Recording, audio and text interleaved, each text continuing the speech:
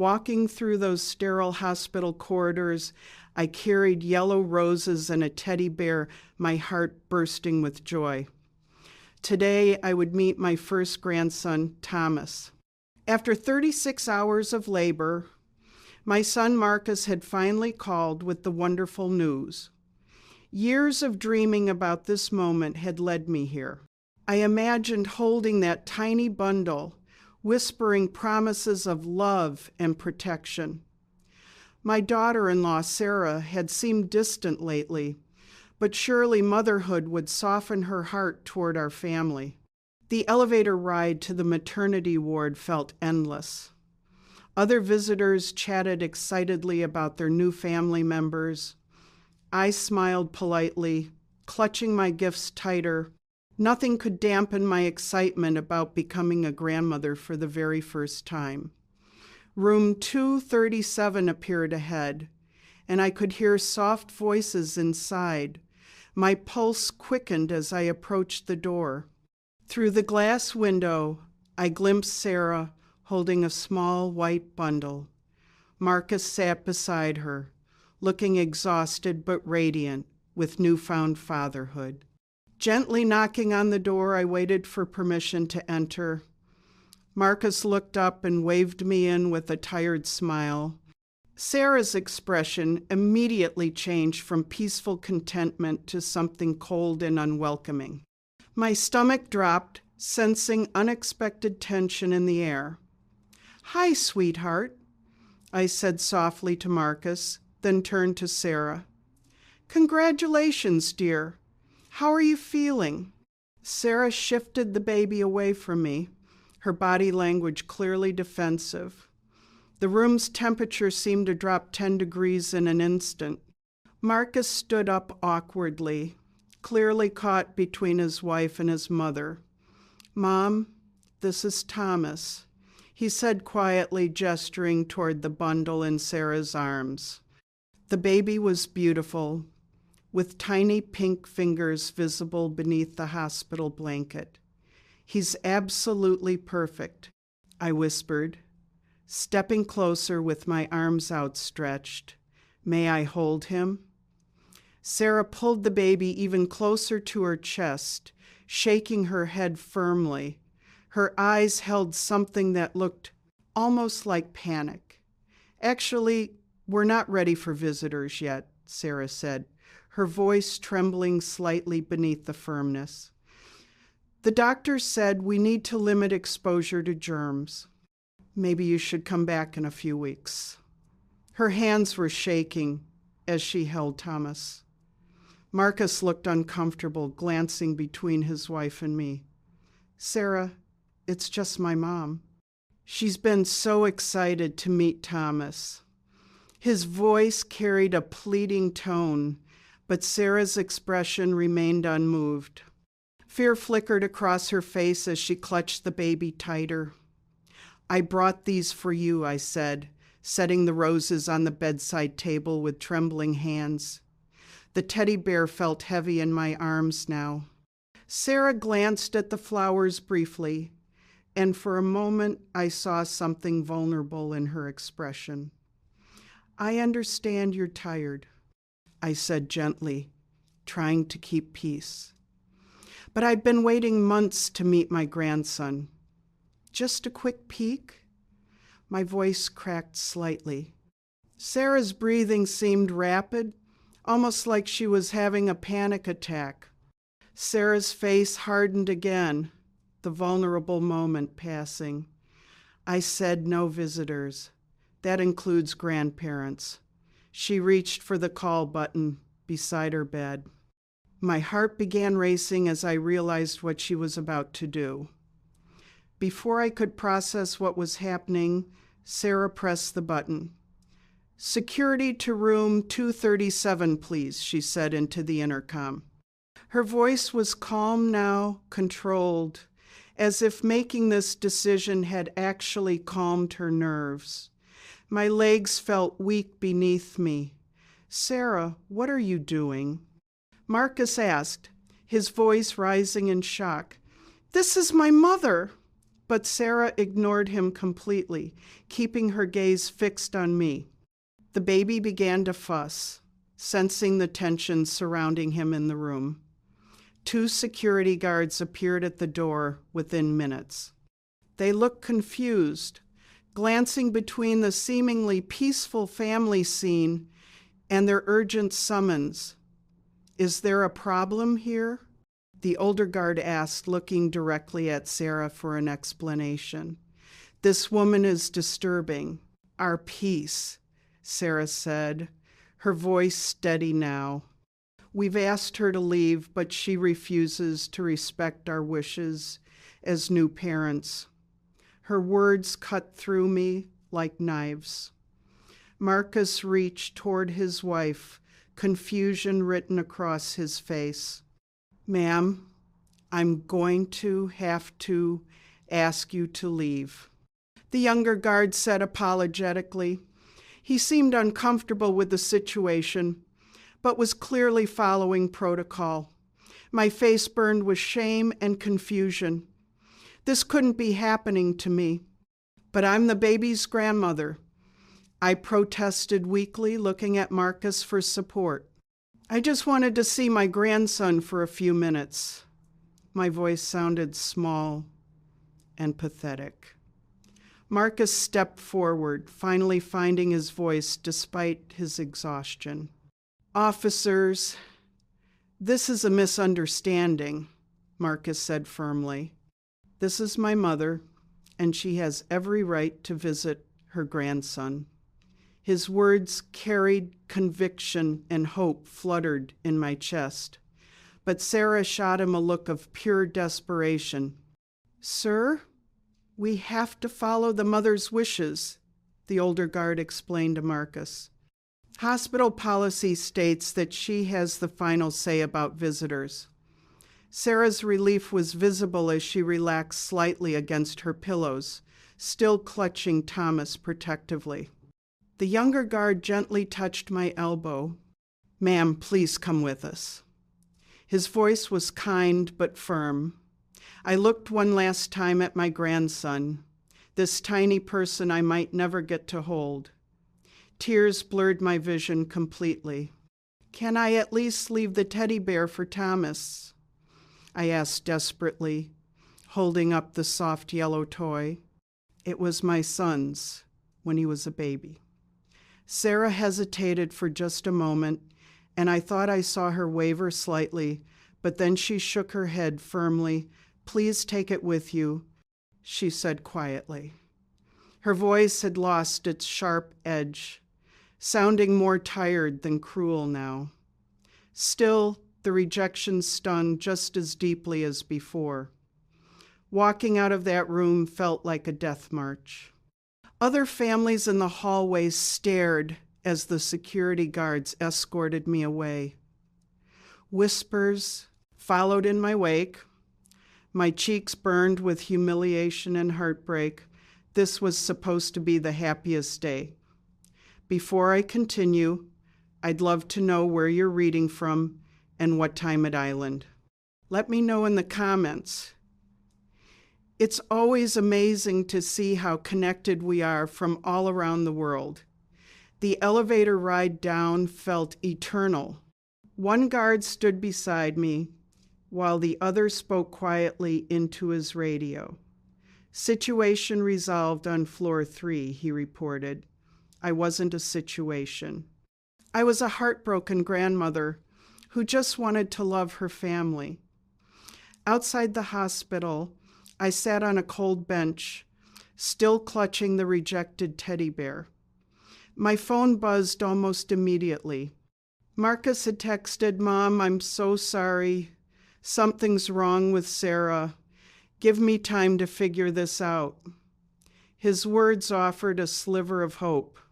Driving home through blurry tears, I tried to make sense of what had happened. Had I done something wrong? Said something offensive? Sarah's panic seemed genuine, not just meanness. Maybe she was struggling with something deeper than simple dislike. At home, I placed the teddy bear on my kitchen table and stared at it. This toy should be in a nursery, comforting my grandson. Instead, it sat in my empty house, a symbol of something broken that I didn't fully understand. That evening, Marcus called while I was crying into my coffee. "Mom, Sarah's having a really hard time," he said quietly. "Her own mother died when she was 12. She's terrified of letting anyone else get close to Thomas." His explanation didn't excuse the cruelty, but it provided context. "I want to help her." I told him honestly, "But she has to let me try." Marcus sighed deeply on the other end of the line.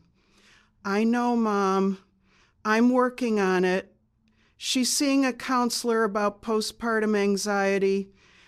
Just please don't give up on us." Sleep eluded me that night, but now my thoughts were more complex. Sarah wasn't just being cruel for cruelty's sake.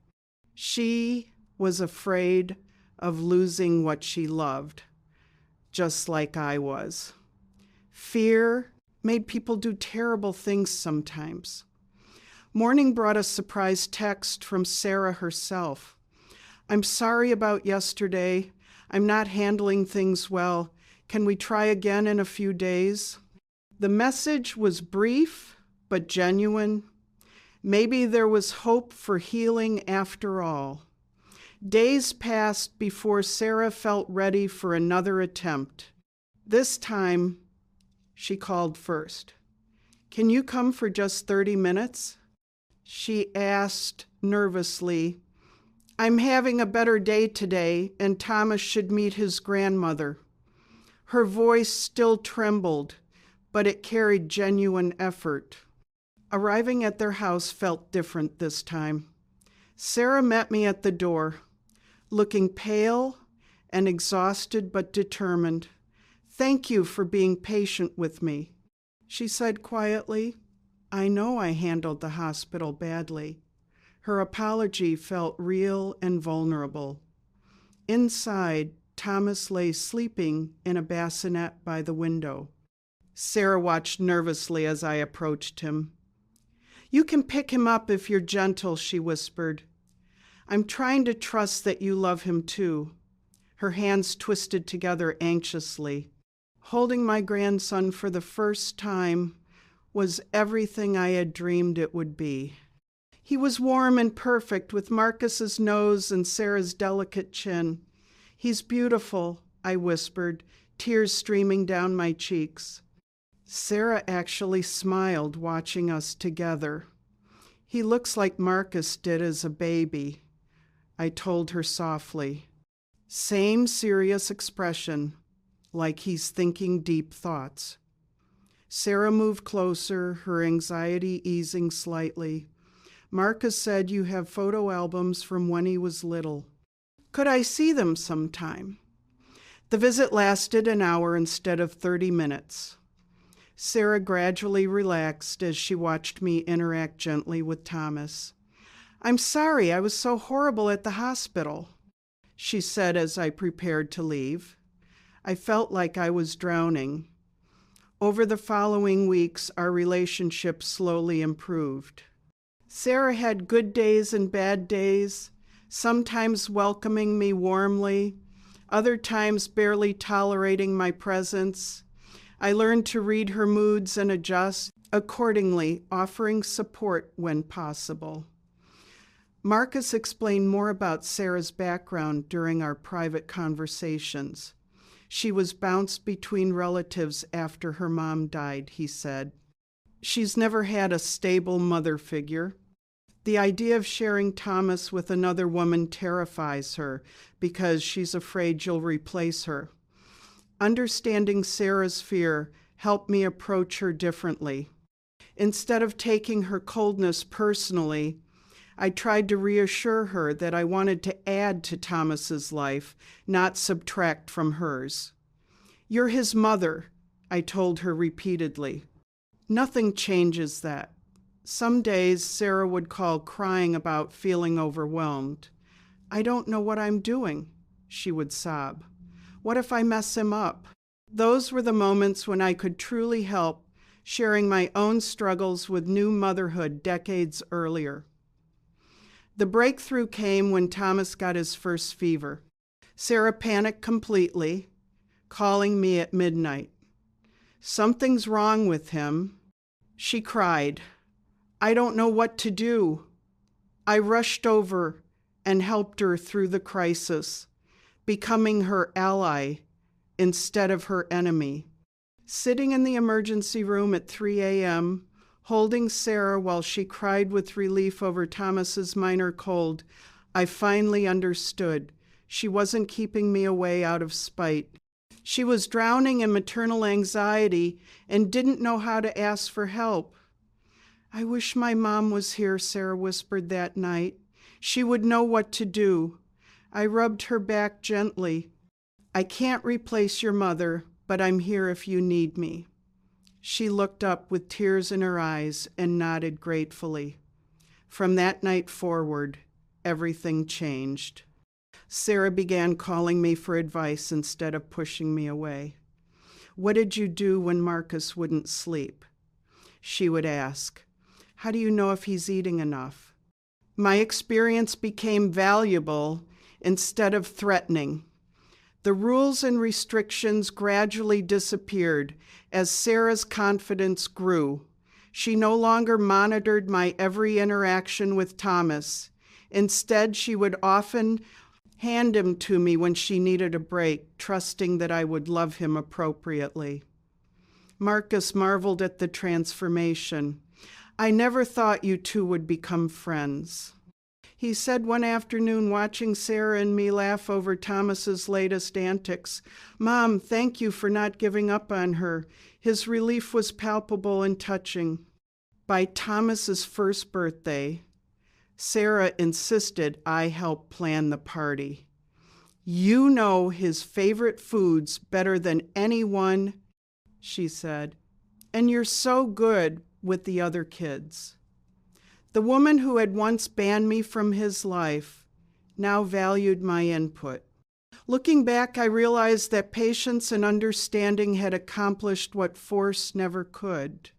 Sarah needed time to heal from her own childhood wounds before she could welcome another mother figure into her son's life. Pushing harder would have made things worse. The teddy bear that was rejected at the hospital now sits prominently in Thomas's room. Sarah bought a matching one so they could be grandma bears together. "He needs to know he has two grandmothers who love him," she said, including her late mother's memory. Some relationships require more work than others, but they're often the most rewarding in the end. Sarah and I aren't just tolerating each other anymore. We've become genuine friends, united by our love for Thomas and our determination to give him the best life possible. Today, when Sarah feels overwhelmed, she calls me first. When I need someone to understand the unique joy of watching Thomas grow, she listens with genuine interest. We've created something beautiful from something that started so painfully and full of misunderstanding.